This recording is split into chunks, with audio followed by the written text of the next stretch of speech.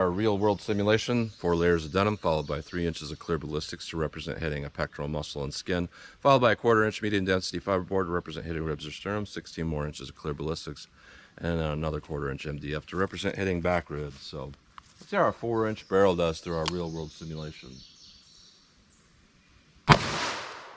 3-inch barrel.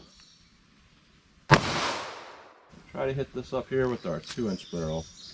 Go take a look.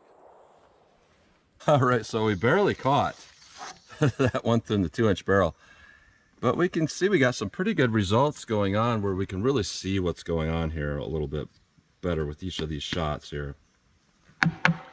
So there's our first rib simulation. We can see with our 4-inch barrel we have some moderate expansion going on before it hits this. With our 3-inch barrel, that's diminished, and with our 2-inch barrel there's basically none. So we can tell that, you know, going from maybe 1,000 or upper 900s to maybe 960, 975, it still had some good performance, but then when we drop it down to just over 900, we have some pretty bad performance.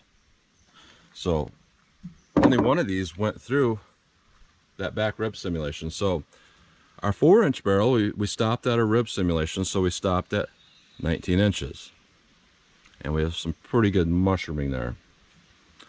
Looking at the 3-inch barrel, there's a little bit less mushrooming or expansion. And we again stopped at 19 inches.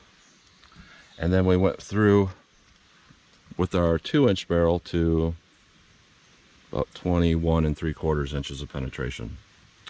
So we'll take a look at this back rib simulation here. And one thing we can see here is a good amount of a little mark there with the 4-inch barrel, and almost exactly the same with the 3-inch barrel. So it's likely these would have went to maybe 21, 22 inches without this back rib simulation in here, as well with our 2-inch barrel just punched right through that.